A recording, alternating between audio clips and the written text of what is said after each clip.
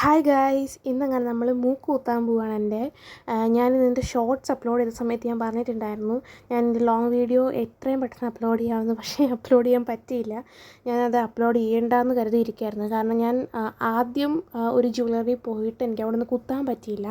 അപ്പോൾ ഞാൻ വിചാരിച്ചു വേണ്ട എന്നൊക്കെ വിചാരിച്ചു. പക്ഷേ നമുക്ക് പിറ്റേന്ന് പോകാൻ പറ്റിയില്ല. കുറച്ച് ദിവസം കഴിഞ്ഞാണ് നമുക്ക് ജ്വല്ലറി പോയി കുത്താൻ പറ്റിയത്. അപ്പോൾ ഞാൻ വിചാരിച്ചു വേണോ വേണ്ടോ എന്ന് കരുതിയിരിക്കുകയായിരുന്നു. പിന്നെ ഇതും ഒരു മെമ്മറിയാണല്ലോ, അതാണ് ഞാൻ പിന്നെ ഇട്ടേക്കാമെന്ന് കരുതിയത്. എനിക്ക് കുഞ്ഞിലേ തൊട്ടേ മൂക്ക് കുത്തുന്നത് ഇഷ്ടമായിരുന്നു. പക്ഷേ എനിക്കങ്ങനെ ഇപ്പോഴേ കുത്തണമെന്നില്ലായിരുന്നു. അപ്പോൾ ആദ്യം തൊട്ടേ അമ്മ ഇങ്ങനെ കുത്തുമെന്ന് പറയുമ്പോൾ ഞാൻ ആദ്യം സമ്മതിക്കത്തില്ലായിരുന്നു. പിന്നെ വെക്കേഷൻ ആയതുകൊണ്ട് എന്നാൽ പിന്നെ കുത്തിയേക്കാമെന്ന് കരുതി ഇങ്ങനെ ഇരിക്കുകയായിരുന്നു. അപ്പോൾ നമ്മൾ അമ്മയുടെ ഒരു കമ്മൽ പൊട്ടിപ്പോയിട്ടുണ്ടായിരുന്നു. അപ്പോൾ അത് എക്സ്ചേഞ്ച് ചെയ്തിട്ട് നമ്മൾ കുത്താനായിരുന്നു പ്ലാൻ.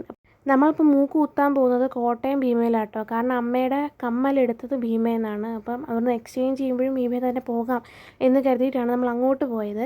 നമുക്ക് കിടങ്ങൂർ തൊട്ട് ഭയങ്കര ട്രാഫിക്കായിരുന്നു. നമ്മൾ പിന്നെ എവിടെ പോയാലും ചിപ്സോ അങ്ങനെ എന്തെങ്കിലും നമ്മുടെ കൈ കാണും കേട്ടോ. ഞങ്ങൾക്ക് അങ്ങനെ ബസ്സിലോ കാറിലോ ഒന്നും പോകാൻ പറ്റില്ല, ഞങ്ങൾ ഛർദ്ദിക്കും. അതുകൊണ്ട് അങ്ങനെ എത്ര പേർക്ക് ഈ വൊമിറ്റിംഗ് ടെൻഡൻസി ഉണ്ടെന്ന് കമൻറ്റ് ചെയ്യാം കേട്ടോ. അതുകൊണ്ട് നമ്മൾ എപ്പോഴും എല്ലാ ദൂരയാത്രയാണെങ്കിലും എല്ലാം ഓട്ടോയിലാണ് പോകാറ്. അപ്പോൾ ഇത്തവണയും നമ്മൾ കോട്ടയത്തേക്ക് ഓട്ടോയിലാണ് പോയത്. പോകുന്ന വഴിക്ക് നമ്മൾ കഴിക്കാൻ വേണ്ടിയിട്ട് കപ്പയുടെ ചിപ്സും ലേസും വാങ്ങിയിട്ടുണ്ടായിരുന്നു കേട്ടോ. അതാണ് നമ്മൾ ഈ കഴിച്ചുകൊണ്ടിരിക്കുന്നത്. നമ്മൾ കോട്ടയം ഭീമയിൽ പോകാനുള്ള കാരണം ഞങ്ങൾ എപ്പോഴും അവിടെ ആട്ടോ പോകാറ്. ജ്വല്ലറി മേടിക്കുമ്പോൾ നമുക്ക് എപ്പോഴും ഭീമയിൽ പോകുന്നതാണ് കേട്ടോ ഇഷ്ടം. നമ്മൾ വൈകുന്നേരമാണ് പോയത്. അതാകുമ്പോൾ അമ്മയുടെയും അപ്പാടെയൊക്കെ കുറച്ച് വർക്കൊക്കെ കഴിഞ്ഞുകൊണ്ട് നമുക്ക് സമാധാനമായിട്ട് പോകാമായിരുന്നു. അപ്പോഴേ അമ്മയ്ക്ക് സമയം ഉണ്ടായിരുന്നുള്ളൂ. അതുകൊണ്ട് നമ്മൾ വൈകുന്നേരം പോയി.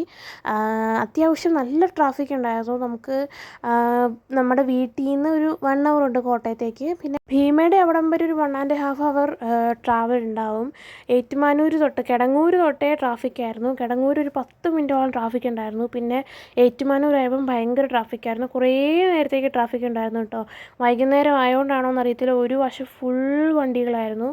ഇനി ഇപ്പോഴത്തെ ചൂട് നമുക്ക് സഹിക്കാൻ പറ്റില്ലല്ലോ. അതുകൊണ്ടാണ് നമ്മൾ പിന്നെ രണ്ടും കൽപ്പിച്ച് വൈകുന്നേരം പോകാമെന്ന് കരുതിയത്. ഷൂട്ട് ചെയ്യണോ അല്ലാതെ കുത്തണോ എന്ന് നമ്മൾ തീരുമാനിച്ചിട്ടില്ലായിരുന്നു കേട്ടോ. അവിടെ ചെന്നിട്ട് അവിടെ എന്താ ഉള്ളത് അതുപോലെ ചെയ്യാമെന്നായിരുന്നു കരുതിയത്.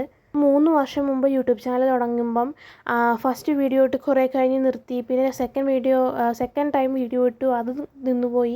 അത് കഴിഞ്ഞ് 3rd ടൈമാണ് ഞാനിപ്പം എൻ്റെ യൂട്യൂബ് ചാനൽ പിന്നെയും റെഗുലറായിട്ട് വീഡിയോസ് ഇടാൻ തുടങ്ങുന്നത്. ഒട്ടും പ്രതീക്ഷിക്കാതെയാണ് ഞാൻ സെക്കൻഡ് ചാനലും തുടങ്ങിയത്. അതായത് എനിക്കിപ്പോൾ 2 യൂട്യൂബ് ചാനലുണ്ട്. മലയാളവും ഉണ്ട്, തമിഴും ഉണ്ട്. ഞാൻ മലയാളം ചാനൽ മാത്രം മതി എന്നാണ് കരുതിയത്. പക്ഷേ തമിഴ് ചാനലും കൂടെ തുടങ്ങാൻ എന്താണ് കാരണം എന്ന് എന്നോട് ഒരുപാട് പേര് ചോദിച്ചു. ബിക്കോസ് എനിക്ക് തമിഴ് എന്ന് വെച്ച ലാംഗ്വേജ് ഭയങ്കര ഇഷ്ടമാണ്. എനിക്ക് തമിഴ് പറയാനും തമിഴ്നാട്ടുകാരും തമിഴ്നാട് ആ സ്റ്റേറ്റ് എനിക്ക് ഭയങ്കര ഇഷ്ടമാണ്. എനിക്ക് എന്താണെന്ന് അറിയത്തില്ല, എനിക്ക് ഏത് സ്റ്റേറ്റിനേക്കാളും എനിക്ക് ഏറ്റവും ഇഷ്ടം തമിഴ്നാടാണ് കേട്ടോ.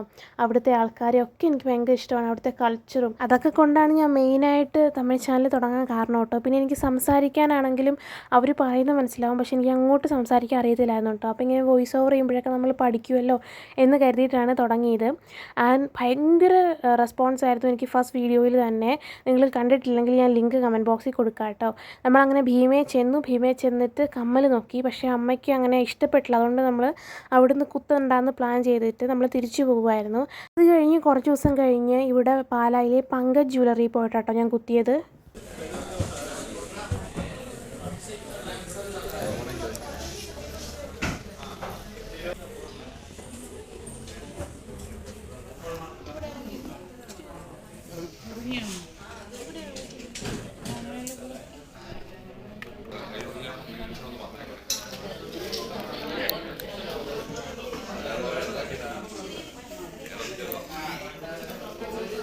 നമുക്കൊന്ന് കുത്തുന്ന കാണാൻ പറ്റുമോ എന്തോ അറിയത്തില്ല. പറ്റുമായിരിക്കും.